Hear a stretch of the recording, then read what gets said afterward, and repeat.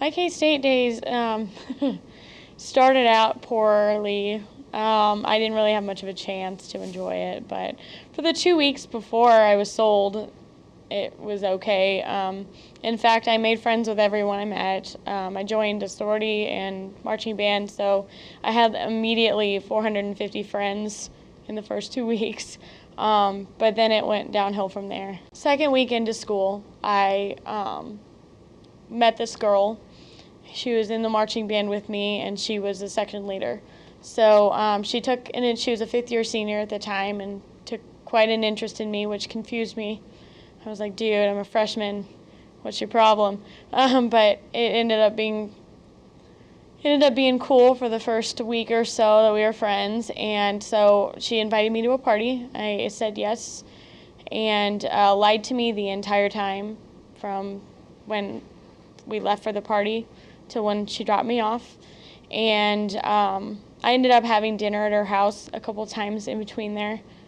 But when she picked me up for that party, I was dressed in like a t-shirt and jeans. And then she was like, well, you've got to slut it up a little bit. That's not what people want to see.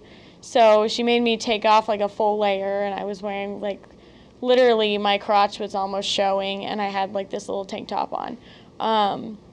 And I came from rural town America. That's not what you wear to a party. You wear a t-shirt and jeans. So then when we met, we left, and I just started getting this weird feeling because we were headed out of Manhattan, and I didn't know why. So I started asking her all these questions, and she had a prepared answer. At the time, I didn't really pick up on that, but looking back, I was like, oh, definitely. They were robot speech. We got onto the Army base and met two guys. They were supposed to be two girls, and so there was another red flag. It was technically in Junction City. We had gone off post into Junction. I didn't know it at the time. I didn't know where I was. And then they took me to a bar instead of taking me back to Manhattan. And then I ended up drinking this one drink that had a drug in it, and I was passed out. And I went into the bathroom before I completely passed out and tried to throw everything up.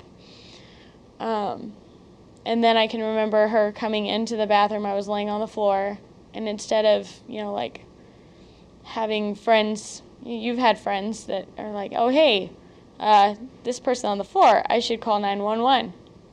That's not what happened. She immediately walked out, went and got the two guys that we met, and took me out to the cab. Just threw me in there, kind of like I was a sack of something.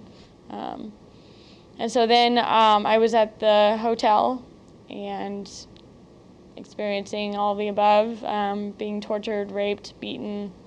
I was hogtied at one point. For a long time I didn't remember all that, and I blacked out, and through the nightmares and everything that has started to come back.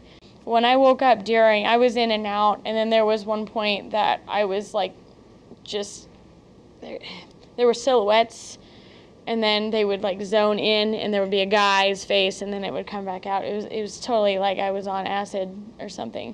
But it was, and when I woke up, I just thought there were two in the bed with me.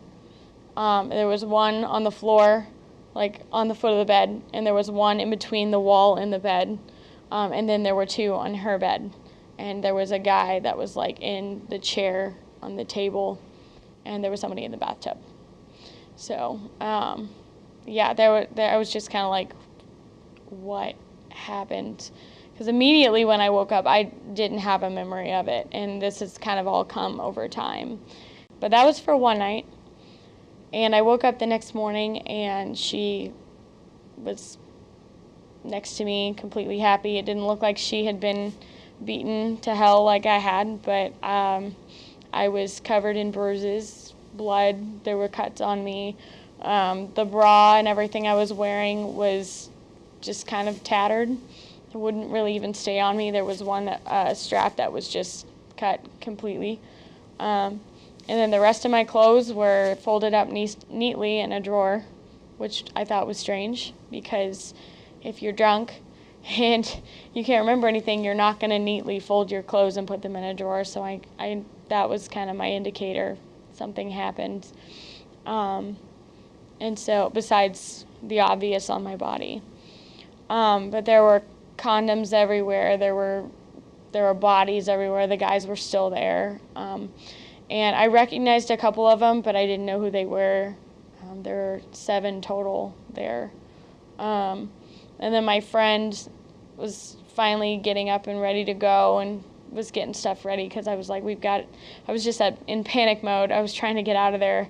And the only thing that would get her out of there was saying, oh, we've got to go to the game. The game is going to start. Dr. Trace is going to wonder where we are. Finally, she got up and got ready, and we were at the door, and the main guy stopped us and was like, you're forgetting something, and handed her a bunch of money.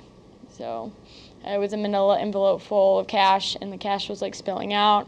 There was no even trying to hide it, and it was just weird experience. And I was in shock at that point, so I didn't even know what to think about that. I was like, oh, well, do I get some too?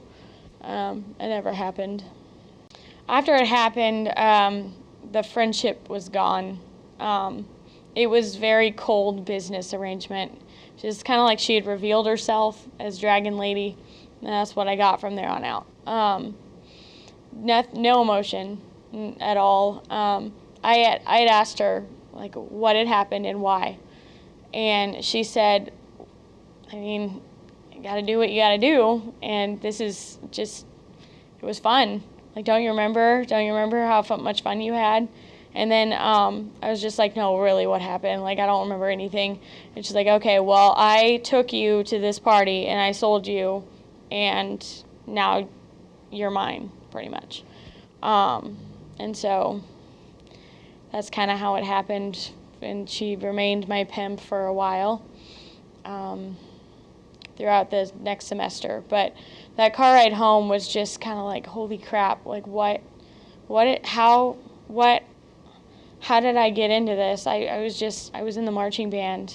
And so she dropped me off at the sorority, and she said, I mean, don't tell anybody about this, or, I mean, something bad'll happen. So I really was just quiet from after I got that answer until she dropped me off, because I was afraid. I didn't know if she was going to take me home. She didn't say anything about taking me home. So that's kind of how that happened. It seemed like nobody really knew. Everyone knew there was something wrong with me that day because I was out of it. I'm usually a really bubbly person, and like I was saying earlier, my brain is made of glitter, so I've always been that way. But that day I was off, and everybody knew it, but nobody asked me why. So, and then the next day I hadn't gone to the hospital yet, and so I just didn't know that I was supposed to. So I just kind of spent the next day thinking, and then the next day, because it was Labor Day, just chilling in my room, talking to the best friend that I told. And then the day after that, we decided to go to Lafine and get checked out. And of course, they weren't able to do any sort of like hard evidence or anything except for the clothes that I gave them. There was some stuff on that.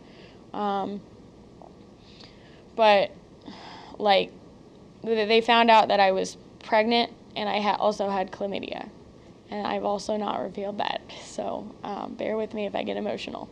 So I figured out how to take care of the chlamydia, and I got that taken care of, and then I took care of the pregnancy, and that about destroyed me, and that was the first 2 weeks. Somehow between then and the next week, my mom had figured it out. She figured out, or one of my friends had posted something like a Facebook post about this other girl and how horrible I was being treated. And then a friend of a friend saw it, and my mom saw it, and she called me, and we talked about it. And then she was done with it from then. She couldn't handle it. So she told my dad, and my dad and I talked about it, and at first they didn't believe me. And so I just kind of didn't talk to him about it for the rest of the time. And then, like, I went to do the police report, and they laughed in my face. And then they took the report and everything, but I could tell they didn't believe me. And this was the Junction City Police Department. So then I went nuts pretty much after that. I started to prostitute and do drugs and drink and just try to get over it at that point, because I knew nobody wanted to help me at that point. I always call that night my breaking ceremony.